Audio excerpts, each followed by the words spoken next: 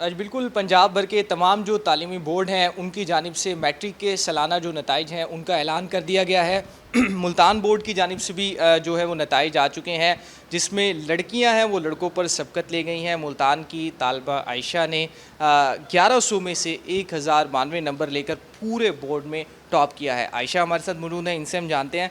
आयशा, सबसे पहले तो आपको मुबारक हो, आपने टॉप किया है। मैट्रिक का इम्तिहान पहला इम्तिहान होता है, बड़ा अहम इम्तिहान होता है। तो ये बताएं, क्या एम था, क्या सोच कर स्टडी की और पता था कि पोजीशन आएगी? पता तो नहीं था मुझे, लेकिन मैंने मेहनत जारी रखी और मुझे यकीन था कि अल्लाह ताला मेरी मेहनत को रायगा नहीं जाने देगा।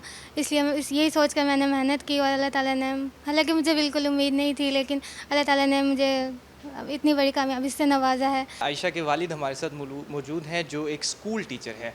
इनसे हम जानते हैं। बताएं, क्या कहेंगे इस बड़ी कामयाबी पर? बेटी ने बड़े नंबर हासिल किए हैं, पूरे मुल्तान नहीं पूरे पंजाब बोर्ड में अब तक के जो रिज़ल्ट आए हैं उसमें टॉप किया है। कैसा लग रहा है? क्या क्या पैगाम देंगे वो लोग? आज मुझे बड़ी खुशी है और खुशी के मौके पर ये आंसू जो है बेसाख्ता निकला है।